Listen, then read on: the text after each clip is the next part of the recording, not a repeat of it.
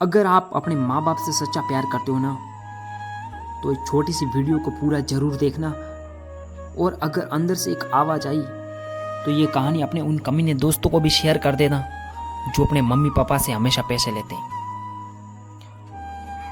जो जिद करते हैं खुद से अपनी सफलता के लिए नहीं, अपने माँ बाप से अपने शौक पूरे करने के लिए। एक लड़के ने अपने पिता से कहा, पापा मुझे नया मोबाइल चाहिए। पिता ने कहा, बेटा अभी कुछ वक्त रुक जा, फिर तुझे एक नया मोबाइल दिला दूंगा। बेटे ने कहा, आपके पास मेरे लिए कभी पैसे नहीं होते हैं। मेरे सब दोस्त अच्छे रहते हैं, किसी के पास कोई कमी नहीं है, केवल मेरे पास ही हर चीज़ की कमी होती है। अब आप बच्चे पैदा करना बेहद आसान है, लेकिन उन्हें पालना बेहद मुश्किल। जब आप मेरी जरूरत पूरी नहीं कर सकते तो क्या मतलब इस घर में रुकने का। मैं घर छोड़कर जा रहा हूँ। बेटा रुक जा, मेरी बात तो सुन, हम तुझे दिला देंगे। माता और पिता ने बेटे को रोकने और समझाने की काफ़ी कोशिश की, लेकिन वो नहीं रुका। गुस्से में उसने बैग भी फेंक दिया और घर से निकल पड़ा। लेकिन घर से निकलते वक्त गलती से अपने पिता की डायरी अपने बैग में डाल दी। पिता की आदत थी कि वह हमेशा डायरी लिखा करते थे और उनकी डायरी को छूने की परमिशन किसी को भी नहीं थी। लड़का घर से काफी दूर गया और थक कर बैठ गया।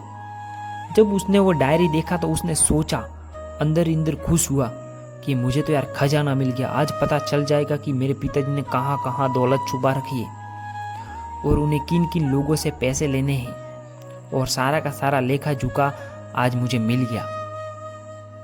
बेटे को लगा इस डायरी में पिताजी की सारी लेन देन का हिसाब होगा। जैसे ही लड़के ने उस डायरी को पढ़ना शुरू किया, उसकी आंखों से आंसू बहने लगे। डायरी की शुरुआती पन्नों में बेटे को जो बाइक दिलाई थी उसका हिसाब लिखा था, जिसकी ईएमआई पिताजी अभी तक चुका रहे थे।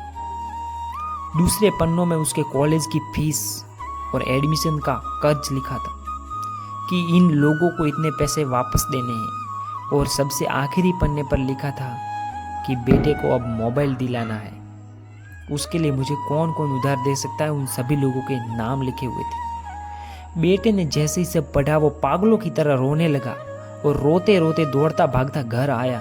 जैसे ही उसने घर आकर देखा तो उसके माता पिता एक कोने में बैठकर रो रहे थे। बेटा अपने पिता के पैरों में गिरकर रोने लगा कि पिताजी मुझे माफ कर दो। पिता ने कहा, बेटा तू मत रो, तुझे मोबाइल मिल जाएगा। बेटे ने कहा, पिताजी मुझे आपसे कुछ नहीं चाहिए, मुझे पता चल चुका है आप इस डायरी में हम लोगों से क्या छुपाते थे। मैं अब आपको कोई काम नहीं करने दूंगा, मैं मेहनत करके सब कुछ ठीक करूंगा। ये सुनकर पिताजी ने बेटे को गले से लगा लिया। दोस्तों, माँ बाप अपना पूरा जीवन, अपनी पूरी खुशी अपने बच्चों के लिए कुर्बान कर देते हैं, लेकिन कुछ बच्चों को लगता है कि माँ बाप ने उनके लिए कुछ नहीं किया।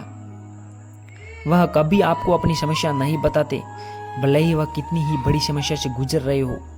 रिश्तेदार भी उन्हें नीचा दिखाते होंगे तो भी वह सह लेते होंगे, लोग भी ताने मारते होंगे तो भी सह लेते होंगे, लेकिन आपसे अपनी समस्या कभी शेयर नहीं करते, क्योंकि वो आपको कभी दुखी नहीं देखना चाहते।